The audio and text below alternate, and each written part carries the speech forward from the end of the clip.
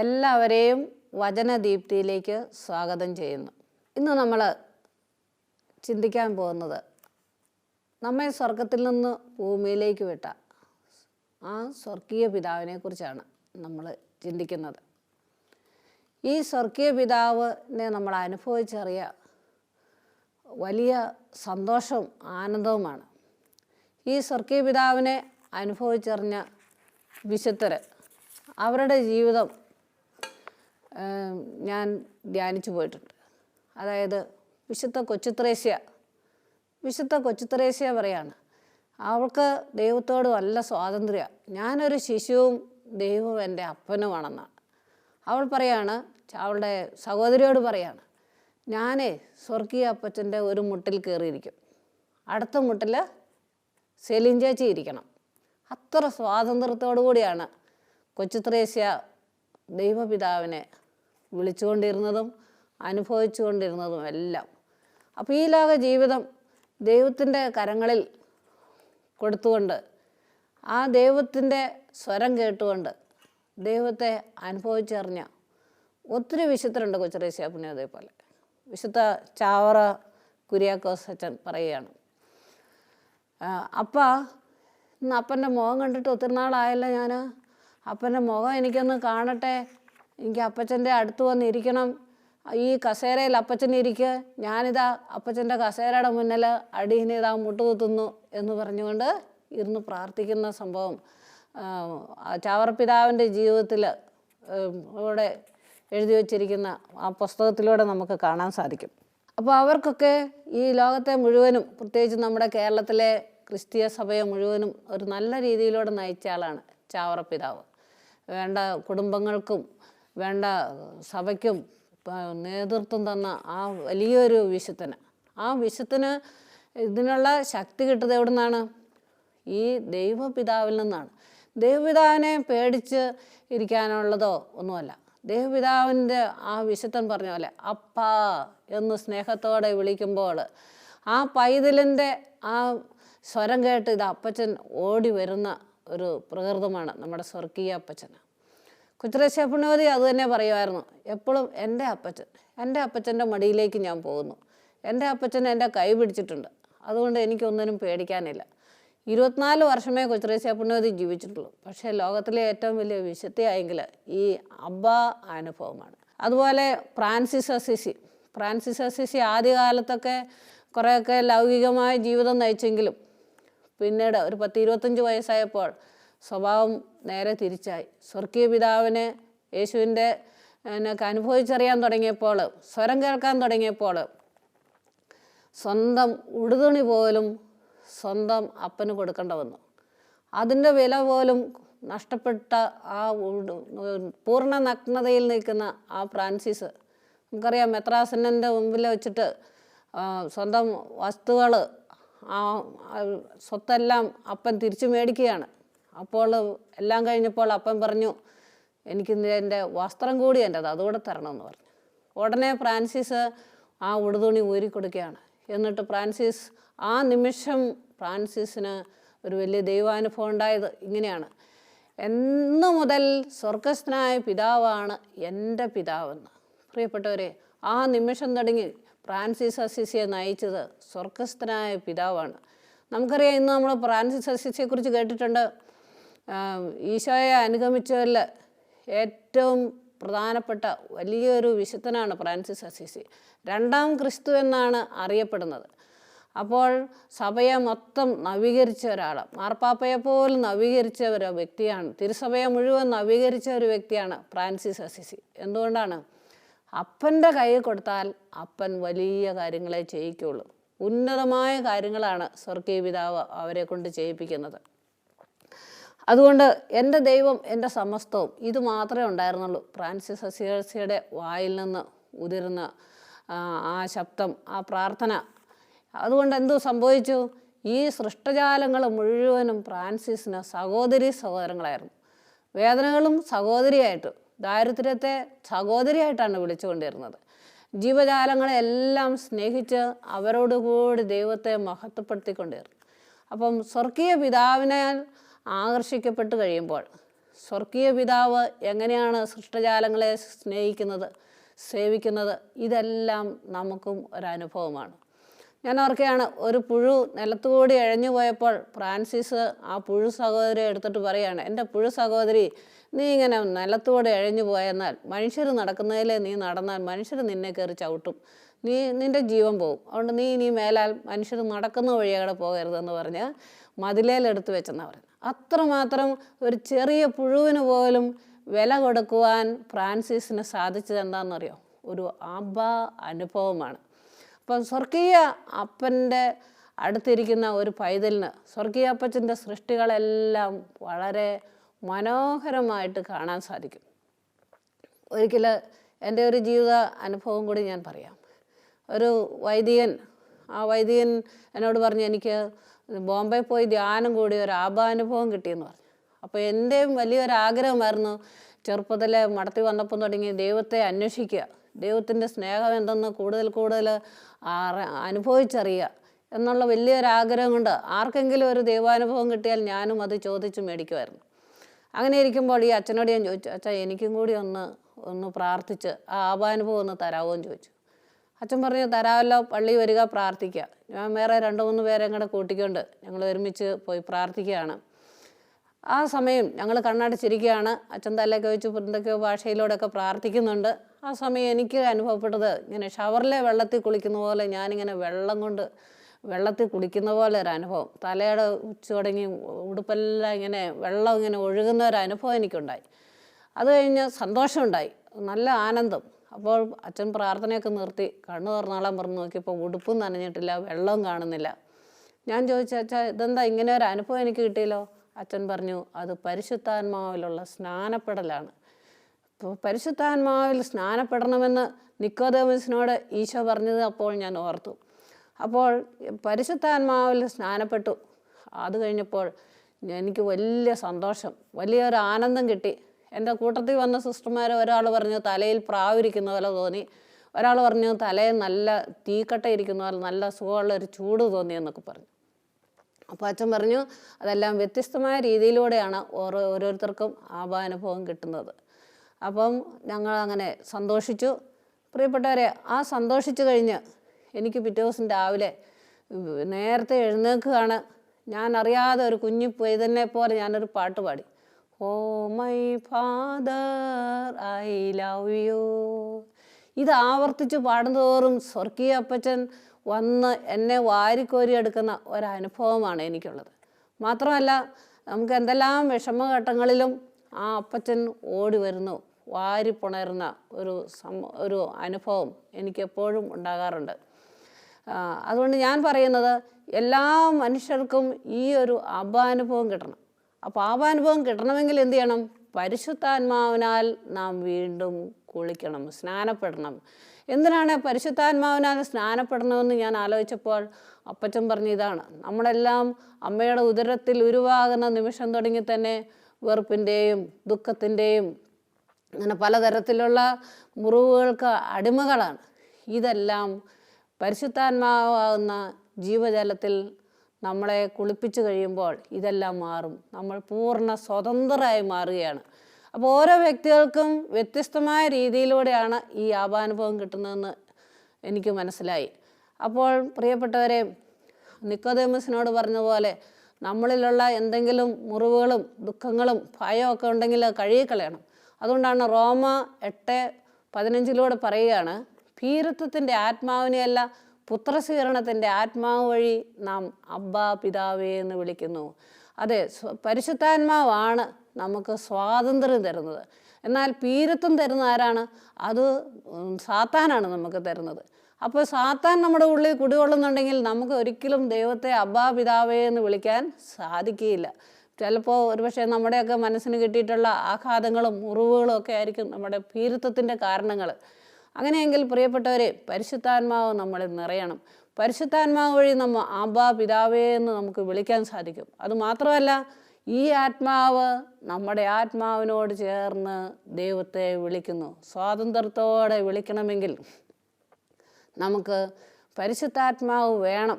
നമുക്ക് ആ സ്വാതന്ത്ര്യം വേണമെങ്കിൽ. മാത്രമല്ല, ഈ ആത്മാവ് പറയുന്നു നമ്മളെല്ലാം മക്കളാണെങ്കിൽ അവകാശികളാണ്, ദൈവത്തിൻ്റെ അവകാശികളാണ് പ്രിയപ്പെട്ടവരെ നമ്മളെല്ലാം. ഈ അവകാശം നമ്മൾ നേടിയെടുക്കുന്നുണ്ടോ? നമ്മൾ ലോകത്തിൻ്റേതായ പല അവകാശങ്ങളും നേടുന്നതിന് വേണ്ടി ചിലപ്പോഴൊക്കെ സമരം പോലും ചെയ്യുന്നുണ്ടല്ലേ.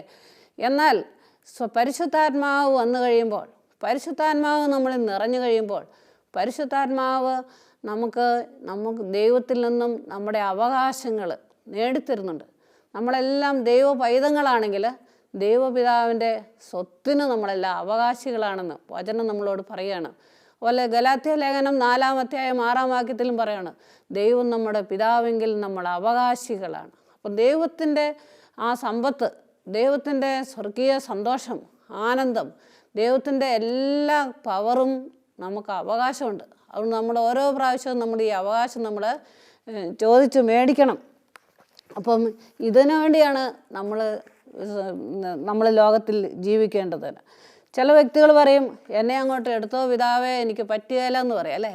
എന്നാൽ ദൈവം നമ്മുടെ കൂടെ ഇറങ്ങി വരുന്നുണ്ട്. ദൈവം നമ്മുടെ കൂടെ തന്നെയാണ്. മരിച്ചു പോകുമ്പോൾ മാത്രമല്ല നമ്മളെല്ലാവരും സന്തോഷിക്കേണ്ടത്. നമ്മൾ സന്തോഷിക്കേണ്ടത് നമ്മൾ ദൈവത്തെ ഇങ്ങോട്ട് വിളിക്കുകയാണ്. അല്ല, ഈശോ പറഞ്ഞ ദൈവരാജ്യം ഇതാ നിങ്ങളോട് കൂടെയാണ്. നമ്മൾക്ക് ഈ ഭൂമിയിലായിരിക്കുമ്പോൾ തന്നെ ഈ സ്വർഗീയ സന്തോഷം, സ്വർഗീയ ആനന്ദം എല്ലാം തരാനായിട്ട് ദൈവം ആഗ്രഹിക്കുകയാണ്. ഒരു കുഞ്ഞു പൈതലിന് വരെ കിട്ടേണ്ട അമ്മയുടെ മാതൃസ്നേഹം, എല്ലാം അമ്മിഞ്ഞ പാല് എല്ലാം ദൈവപിതാവും നമുക്ക് തരും. അതുകൊണ്ടാണ് യെശയ്യായുടെ പുസ്തകം 66:14 പറയുകയാണ്, അമ്മയെപ്പോലെ ഞാൻ നിനക്ക് സ്വാന്തനം തരും, ഞാൻ നിന്നെ മടിയിലിരുത്തി ലാളിക്കും, തോളിൽ വഹിക്കും, എളിയിലിരുത്തും. Praise the Lord. അപ്പം പ്രിയപ്പെട്ടവരെ, ദൈവത്തിൻ്റെ സ്നേഹം മനുഷ്യന് ഏതെല്ലാം തരത്തിലൂടെ, ഏതെല്ലാം നിലയിലൂടെ മനുഷ്യനെ സ്നേഹിക്കുന്നു, ആ എല്ലാ ലെവലിലും നമ്മുടെ ദൈവപിതാവ് നമ്മളോട് ഇറങ്ങി വന്ന് നമ്മളെ സ്നേഹിക്കുന്ന അനുഭവമാണ് നമുക്കുള്ളത്. ഒരിക്കലും ഒരു സഹോദരി പറഞ്ഞ ഒരനുഭവം ഇതാണ്. ആ സഹോദരിയെ പാമ്പ് കടിച്ചു. ഭയങ്കരം വിഷമുള്ള ഒരു പാമ്പായിരുന്നു. അന്ന് മരിച്ചു പോകേണ്ടതായിരുന്നു, പക്ഷേ മരിച്ചില്ല. ആ സഹോദരി ഒരു വൈദ്യൻ്റെ അടുത്ത് ചെന്നപ്പോൾ വിഷക്കല്ല് വെക്കുകയാണ്. സാധാരണ 5-6 വിഷക്കല്ലൊക്കെ മതി ആ മുറിവിന് ചുറ്റും പിടിച്ചിരിക്കും, അത് കഴിഞ്ഞാൽ പിന്നെ പിടിക്കുകയില്ല. പക്ഷേ ഈ സഹോദരിക്ക് 24 വിഷക്കല്ല് വെക്കേണ്ട വന്നു. 2 കൈയിലും 2 കാലിലും വെക്കേണ്ട വന്നു. എന്നിട്ടും വിഷം തീരുന്നില്ല. അങ്ങനെ വിഷക്കല്ലൊക്കെ ഒട്ടിച്ച് വീട്ടിലേക്ക് വന്നു. അവിടെ ഇങ്ങനെ ഇരിക്കുമ്പോൾ ഈ സഹോദരി പ്രാർത്ഥിച്ചു, ദൈവമേ നിനക്കിത് മാറ്റാൻ പറ്റുമല്ലോ എന്ന് അപ്പച്ചനെ വിളിച്ച് പ്രാർത്ഥിച്ചു കഴിഞ്ഞപ്പോൾ ഉണ്ടല്ലോ, ഈ സഹോദരി പറയുകയാണ്, കണ്ണടച്ച് പ്രാർത്ഥിച്ചപ്പോൾ ഞാനൊരു 2 വയസ്സുള്ള ഒരു കൊച്ചിനെ പോലെയായി. അത് കഴിഞ്ഞ് ഏതോ ഒരു വ്യക്തി എന്നെ തോളിൽ ഇങ്ങനെ എടുത്തു പൊക്കിയിട്ട് 2 കവളത്ത് ഒരു ഉമ്മ തരുന്ന പോലെ അനുഭവം വന്നു. താഴോട്ട് ഇറക്കി കഴിഞ്ഞപ്പോൾ എല്ലാ വിഷക്കല്ലും വിട്ടുപോയെന്ന് പറയാണ്. അപ്പോൾ ആ സഹോദരിക്ക് അത് വിശ്വസിക്കാൻ പോലും പറ്റുകയില്ല.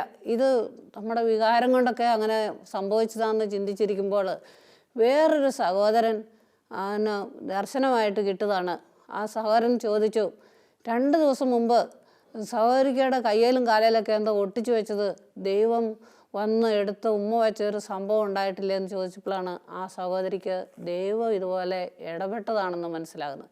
അപ്പം പ്രിയപ്പെട്ടവരെ, ദൈവം സ്വർഗത്തിൽ മാത്രമല്ല ഇരിക്കുന്നത്, ദൈവം ഭൂമിയിലേക്ക് നമ്മുടെ അടുത്തേക്ക് വരുന്നുണ്ട്. നമ്മളൊന്ന് വിളിച്ചാൽ മതി. വിളിക്കുമ്പോൾ തന്നെ വിളി കേൾക്കുന്ന ആ ദൈവമാണ് നമ്മുടെയൊക്കെ ദൈവം. അതുകൊണ്ട് പ്രിയപ്പെട്ടവരെ, ആ ദൈവം നമ്മുടെ കൂടെയുണ്ടെന്ന് നമ്മൾ വിശ്വസിക്കണം. ഒരു 139-ാം സങ്കീർത്തനത്തിലൂടെ പറയുന്നുണ്ട്, നീ ആഴിയുടെ ആഴത്തിൽ പോയാലും എൻ്റെ കരം നിന്നോട് കൂടെയുണ്ട്. ദൈവത്തിൻ്റെ കരം നമ്മോട് കൂടെയുണ്ട്. ഏത് സമയവും നമുക്ക് അപകടം വരുന്നുണ്ടോ, ദൈവത്തിൻ്റെ കരമുണ്ട്. അപ്പം പ്രിയപ്പെട്ട ഒരു വൈദികൻ പറഞ്ഞതാണ്, വൈദികൻ രാവിലെ കടലിലാണ് കുളിക്കാൻ പോയത്. അപ്പോൾ കുളിക്കാൻ പോയപ്പോൾ തിരമാല അടിച്ച് ആഴക്കടലിലേക്ക് കൊണ്ടുപോയി എന്ന് പറഞ്ഞു. അപ്പം മരിക്കാറായി, അവസാനം ഒറ്റ ശ്വാസം കൂടിയേ എനിക്ക് വലിച്ചുവിടാൻ പറ്റുകയുള്ളൂ എന്നുള്ള ഒരു ബോധ്യം വന്നു. അവസാനം ആ ശ്വാസത്തിൽ ആ പുരോഹിതൻ ദൈവമേ എന്നൊന്ന് വിളിച്ചെന്ന് പറഞ്ഞു. ആ സമയം തന്നെ ഒരു കരം എന്നെ തീരത്തോടടുപ്പിച്ച് കരയിൽ കൊണ്ടുവന്നാക്കി. ഉണ്ടോ, എൻ്റെ കരം നിന്നോടുകൂടെ ഉണ്ട്. നീ സമുദ്രത്തിൽ പോയാലും എൻ്റെ കരം നിന്നോടുകൂടെ ഉണ്ട്. അപ്പം എവിടെയും ദൈവത്തിൻ്റെ കരം നമ്മുടെ കൂടെയുണ്ട്. അത് കാണണമെങ്കിൽ നമുക്കൊരു ഈ ദൈവപിതാവിനെ അപ്പ പിതാവേ എന്ന് വിളിക്കുമ്പോൾ ആ ദൈവത്തിൻ്റെ സ്നേഹം ഓരോ നിമിഷവും നമ്മിലേക്ക് ഇറങ്ങി വരുന്നത് നമുക്കറിയാൻ സാധിക്കും. ഒരിക്കൽ സുഖമില്ലാത്ത ഒരമ്മച്ചിയെ ഞാൻ കാണാൻ പോയി. അവരെ നോക്കാൻ ആരും ഇല്ലായിരുന്നു. കാരണം സ്വന്തം മകനും മകളും മരിച്ചുപോയി. അപ്പം പേരക്കുട്ടിയുണ്ട്. പേരക്കുട്ടി അമേരിക്കയിൽ ജോലി ചെയ്യാണ്. ആ പേരക്കുട്ടികൾ അവരുടെ സ്വന്തം ജോലി ഉദ്യോഗം എല്ലാം വേണ്ടെന്ന് വെച്ചിട്ട് ഈ വല്യമ്മച്ചിയെ നോക്കാൻ വേണ്ടി വരികയാണ്. ആ മകൻ പറയുകയാണ്, നമ്മളെ താരാട്ടുപാടി ഉറക്കിയതും നമ്മളെ കൈകളിലെടുത്തതും തോളിലേറ്റതും എല്ലാം ഈ വല്യമ്മച്ചിയല്ലേ. ഈ വല്യമ്മച്ചിയെ ഇപ്പം സ്നേഹിക്കേണ്ട കടമ നമുക്കുണ്ട്. അതുകൊണ്ട് നമുക്ക് ജോലിയൊന്നും അല്ല പ്രധാനപ്പെട്ടത്, നമുക്ക് വല്യമ്മച്ചി തന്നെ പ്രധാനപ്പെട്ടത്. നമുക്ക് സ്വന്തം നാട്ടിലേക്ക് തിരിച്ചു പോകാമെന്ന് പറഞ്ഞ് അവർ വരികയാണ്. അവർ പറയുകയാണ്, എന്നെ ഏറ്റവും കൂടുതൽ അത്ഭുതപ്പെടുത്തിയ ഒരു സംഭവം പറയുകയാണ്. അപ്പോൾ ഈ അമ്മച്ചിയെ വേറെ സ്ഥലത്ത് കൊണ്ടുവന്നാക്കാൻ വേണ്ടി ഒരു വീട്ടുകാർ പ്ലാനിട്ടായിരുന്നു. അപ്പോൾ ഈ മകൻ പറയുകയാണ്, ആ അമ്മച്ചി നമ്മുടെ വീട്ടിൽ വേണം മരിക്കുന്നിടം വരെ ജീവിക്കാൻ. ആ അമ്മച്ചിയെ അപ്പിയിടുന്നത് നമ്മുടെ ബാത്റൂമിൽ വേണം. ആ അമ്മച്ചി അങ്ങനെ നമ്മളാണ് അമ്മച്ചിയെ നോക്കേണ്ടത് എന്ന് പറഞ്ഞുകൊണ്ട് ഒരു വേലക്കാരെ പോലും വീട്ടിൽ നിർത്താതെ ആ അമ്മച്ചിയെ സ്വന്തം കൈ കൊണ്ട് പിടിച്ച് നടത്തുകയും വേണ്ടതെല്ലാം ചെയ്തു കൊടുക്കുകയും ചെയ്യുന്ന ആ പേരക്കുട്ടികൾ എനിക്ക് അത്ഭുതം തോന്നി. പക്ഷേ ഇതാരാണ് ഈ സ്നേഹിക്കാൻ കഴിവ് കൊടുത്തത്? കണ്ടോ, ആ പേരക്കുട്ടികളെ അപ്പ എന്ന് വിളിക്കാൻ പഠിപ്പിച്ച ആ അമ്മയ്ക്ക് കിട്ടിയ പ്രതിഫലമാണിത്. ആ അമ്മയെ നമ്മുടെ കരങ്ങൾ കൊണ്ട് വേണ്ടത് നോക്കാനായിട്ട്. അതുകൊണ്ട് പ്രിയപ്പെട്ടവരെ, ഓരോ മാതാപിതാക്കളും എന്താണ് തൻ്റെ മക്കൾക്ക് കൊടുക്കേണ്ടത്? ഈ ദൈവപിതാവിനെ കുറിച്ച് പറഞ്ഞു കൊടുക്കുക. ഈ ദൈവപിതാവിൻ്റെ പിതൃസ്നേഹം പങ്കുവെക്കുക. അല്ലെങ്കിൽ ദൈവപിതാവിൻ്റെ പരിപാലന എങ്ങനെയാണെന്ന് അവർക്ക് അനുഭവമാക്കി കൊടുക്കുക. ദൈവപിതാവിൻ്റെ വചനങ്ങൾ പഠിപ്പിച്ചു കൊടുക്കുക. ദൈവപിതാവ് പറഞ്ഞിട്ടുള്ള കൽപ്പനകൾ പാലിക്കാൻ പഠിപ്പിക്കുക. ഇതൊക്കെയല്ലേ മാതാപിതാക്കളിലൂടെ ദൈവം ആഗ്രഹിക്കുന്നത്. അതുകൊണ്ടാണ് മലാക്കി പ്രവാചകൻ്റെ പുസ്തകം 2-ാം അധ്യായത്തിലൂടെ പറയുകയാണ്, ദൈവഭക്തരായ മക്കളെ ജനിപ്പിക്കുകയാണ് കുടുംബജീവിതത്തിലൂടെ ദൈവപിതാവ് ആഗ്രഹിക്കുന്നത്. അപ്പം എല്ലാ മക്കളെയും ദൈവത്തിലേക്ക് നയിക്കുകയാണ് ദൈവത്തിൻ്റെ ആഗ്രഹം. അതുകൊണ്ട് ദൈവം പറയുകയാണ്, യെശയ്യാ 46:4 പറയുകയാണ്, നിങ്ങളുടെ വാർദ്ധക്യം വരെയും ഞാൻ നിങ്ങളെ പരിപാലിക്കും. അപ്പം നമുക്ക് വാർദ്ധക്യത്തിൽ ആര് വരെ എത്തും? ആര് നമ്മളെ നോക്കും, പരിപാലിക്കും? നമ്മൾ മക്കളെ ദൈവഭക്തരായി വളർത്തിയിട്ടുണ്ടെങ്കിൽ ആ മക്കൾ തീർച്ചയായിട്ടും നമ്മളെ നോക്കും. വീണ്ടും ദൈവം പറയാം, നിങ്ങൾക്ക് നരബാധിക്കുമ്പോഴും ഞാൻ നിങ്ങളെ വഹിക്കും. ഞാൻ നിങ്ങളെ സൃഷ്ടിച്ചു, നിങ്ങളെ ഞാൻ വഹിക്കും, നിങ്ങളെ ചുമലിലേറ്റ് രക്ഷിക്കുകയും ചെയ്യും. വചനത്തിലൂടെ പറയുകയാണ്. അപ്പം ദൈവം നമ്മളെ ചുമലിലേറ്റ് നയിക്കുമെന്ന് പറയണമെങ്കിൽ നമ്മൾ കുഞ്ഞുമക്കളെ നമ്മൾ വചനം പഠിപ്പിക്കണം. ബൈബിളിൽ എന്തെല്ലാം നമ്മളെക്കുറിച്ച് എഴുതിയിട്ടുണ്ടെന്നുള്ളത് നമ്മൾ ഇന്ന് പഠിപ്പിച്ചു കൊടുക്കാനുണ്ട്. അപ്പം പ്രായമായി കഴിഞ്ഞാൽ പലരുടെയും ഒരു ദുഃഖം എന്താണെന്ന്, ആരെന്നെ നോക്കും, ആര് ആസ്പത്രിയിൽ കൊണ്ടുപോകും, ആര് നമ്മളെ സഹായിക്കും? അപ്പം പ്രിയപ്പെട്ടവരെ, നമ്മളെ മക്കളെ ദൈവഭക്തിയിൽ വളർത്തുന്നതനുസരിച്ചാണ് നമ്മുടെ അന്ത്യകാലം എന്ന് നമുക്ക് ചിന്തിക്കാം. അതുപോലെ ദൈവത്തിൻ്റെ ഒരു പ്രത്യേകതയാണ്, ആരെങ്കിലും കണ്ണുനീരോടെ പ്രാർത്ഥിച്ചാൽ ഉടനെ എത്തും. ദൈവം പറയുകയാണ്, വചനത്തിലൂടെ പറഞ്ഞ കണ്ണുനീരോടെയാണ് അവർ വരുന്നത്. കണ്ടോ, ദൈവം അത്രമാത്രം കരുതലായിട്ടാണ് നമ്മളെ നോക്കുന്നത്. അതുകൊണ്ട് കണ്ണുനീരൊഴുക്കി പ്രാർത്ഥിച്ച അനേകം പേരുടെ സാക്ഷ്യം നമുക്ക് അനുഭവിച്ചറിയാൻ സാധിക്കും. കുറച്ച് വർഷം മുമ്പ് ഞാൻ ഒരിക്കൽ ബിജനൂറിലായിരുന്ന സമയത്ത് ഒരു ആശ്രമത്തിൽ ചെല്ലുമ്പോൾ അവിടെയുള്ള ആൾക്കാർ കുറേ പേര് വന്നു. അവർ പറഞ്ഞു, ഞങ്ങൾ ഒരു കുഷ്ഠരോഗിയെ അവിടെ കൊന്നിട്ടിട്ടുണ്ട്. പണ്ട് കാലത്തൊക്കെ കുഷ്ഠരോഗികളെ കണ്ടാൽ കല്ലെറിഞ്ഞ് കൊല്ലണമെന്നുള്ള ഒരു ആശയം ഉണ്ടായിരുന്നു പലർക്കും. അങ്ങനെ ഇവർ പറഞ്ഞതനുസരിച്ച് ഞാനെന്നാൽ ഒന്ന് കണ്ടേക്കാമെന്ന് ഓർത്തുകൊണ്ട് ആ ഒത്തിരി മലയുടെ മുകളിലാണ്, ഹിമാലയ മലയുടെ മുകളിലാണ്. അങ്ങനെ ഇവരുടെ കൂട്ടത്തിൽ ഞാൻ പോവുകയാണ്. ഞാൻ ചെന്നപ്പോൾ കണ്ടത് ഒരു പഴയ ഇടിഞ്ഞ് വീണ ഒരു ഷെഡ്. അദ്ദേഹം എങ്ങനെ അവിടം വരെ എത്തിയെന്ന് നമുക്കറിയത്തില്ല. കാരണം വണ്ടിയിലൊന്നും കയറ്റുകയില്ല ആരും. അന്നത്തെ കാലത്ത് വണ്ടിയില്ല. ഇദ്ദേഹം എങ്ങനെയോ നടന്ന് അവിടം വരെ എത്തി. അപ്പോൾ അവിടെയുള്ള വില്ലേജുകാർ അതിനെ കൊല്ലാൻ വേണ്ടി കുറേ കല്ല് എടുത്തിട്ട് എറിഞ്ഞതിൻ്റെ കല്ലുകളെല്ലാം ആ ഷെഡിൽ കിടപ്പുണ്ട്. വലിയ വലിയ ഉണ്ടക്കല്ലുകൾ ഞാൻ കാണുകയാണ്. അപ്പം ഞാൻ ചോദിച്ചു, എവിടെയാണ് ആളെവിടെയാണെന്ന് ചോദിച്ചപ്പോൾ അവിടെ ഒരു ചാക്കും കെട്ട് കിടപ്പുണ്ട്, അതിൻ്റെ അടിയിലുണ്ടെന്ന് പറഞ്ഞു.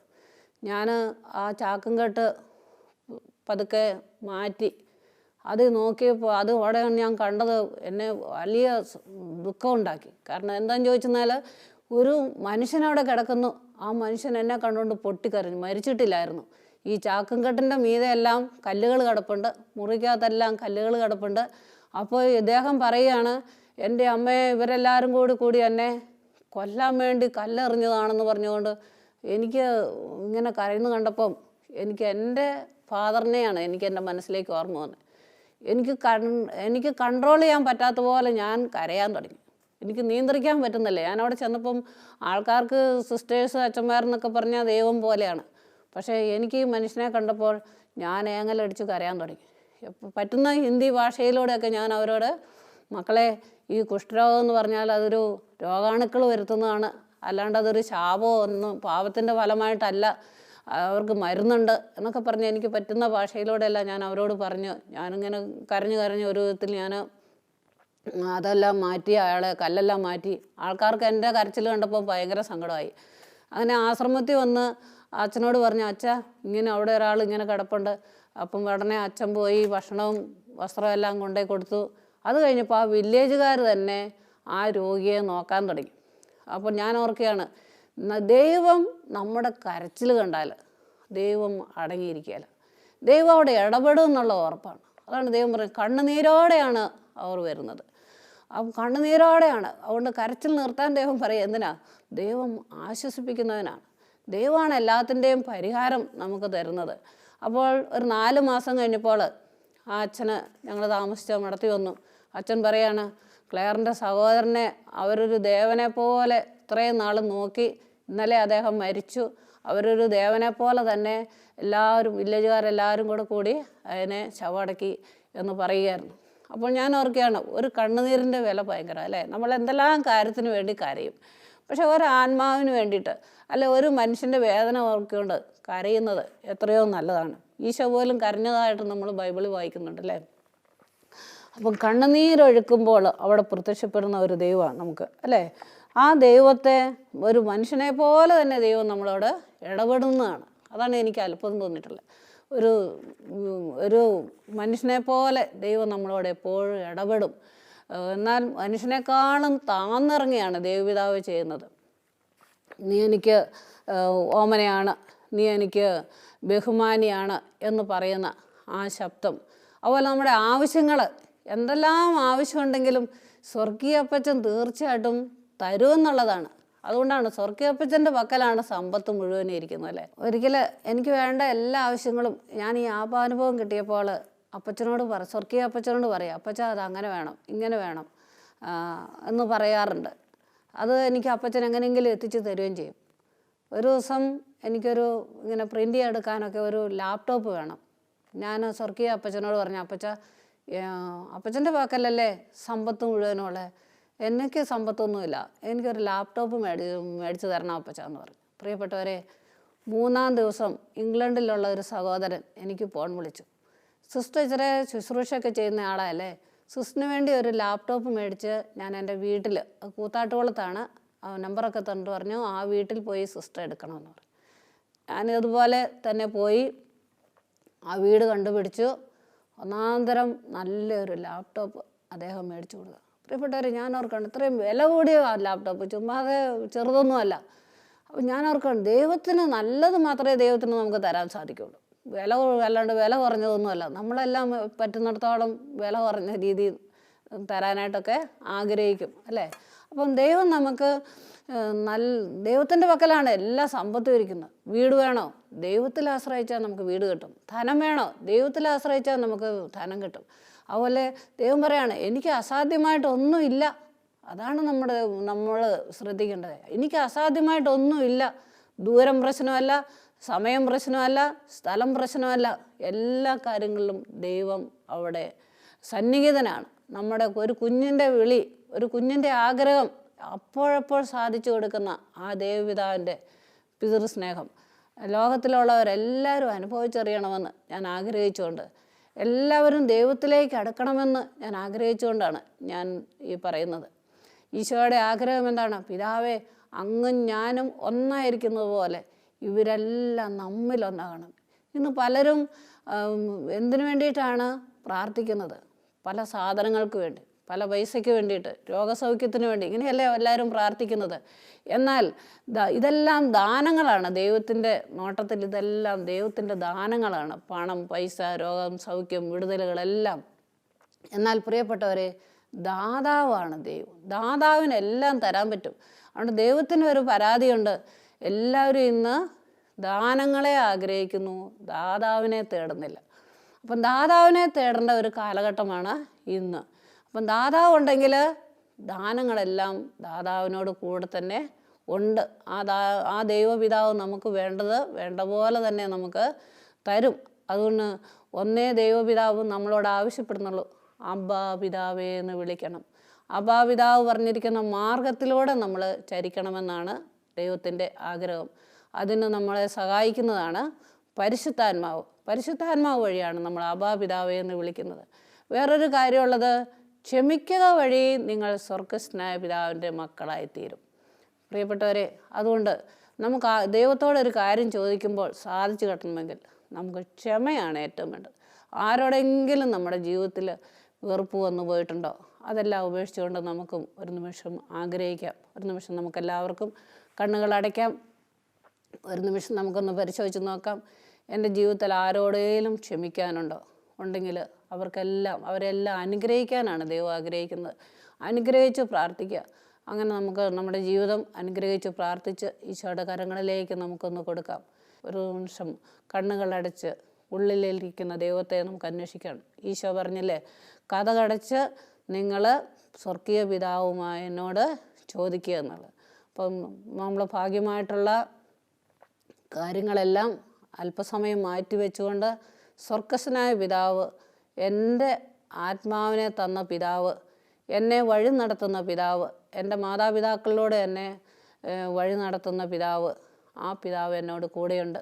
ആ പിതാവ് ഇതാ എന്നെ സംരക്ഷിക്കാൻ അനേക വൃന്ദം മാലാഖമാരെ പോലും അയച്ചു തരുന്നുണ്ട്. അതിൻ്റെ എല്ലാ നന്മ നമുക്ക് കാണാൻ നമുക്കൊരു ഉൾക്കാഴ്ച തരണമേ എന്ന് നമുക്ക് പ്രാർത്ഥിക്കാം. സ്വർഗീയ പിതാവേ, ഈ നിമിഷം കുഞ്ഞുങ്ങളായ ഞങ്ങളുടെ പ്രാർത്ഥനകൾ അങ്ങ് കേൾക്കണമേ എന്ന് പ്രാർത്ഥിക്കുന്നു. ഞങ്ങളെല്ലാം അവിടുത്തെ കുഞ്ഞുങ്ങളാണല്ലോ. ഞങ്ങൾക്ക് വന്നുപോയ എല്ലാ കുറവുകൾക്കും ഞങ്ങൾ മാപ്പ് ചോദിക്കുകയാണ്. ഇതാ ഞങ്ങളും ആ ധൂർത്തപുത്രനെ പോലെ അങ്ങയുടെ പക്കലേക്ക് ഞങ്ങൾ വരികയാണ്. ആബാ പിതാവേ, അങ്ങയുടെ പക്കൽ എല്ലാ നന്മയും ഉണ്ടെന്ന് ഞങ്ങൾക്കറിയാം. അങ്ങയുടെ പക്കൽ എല്ലാ സമ്പത്തും ഉണ്ടെന്ന് ഞങ്ങൾക്കറിയാം. അതുകൊണ്ട് പിതാവേ, ഈ നിമിഷം ഞങ്ങളെ ഓരോരുത്തരെയും ഏറ്റെടുക്കണമേ. ഞങ്ങളുടെ ഉള്ളിലിരുന്ന് അങ്ങ് ഞങ്ങളോട് മന്ത്രിക്കണമേ, സംസാരിക്കണമേ.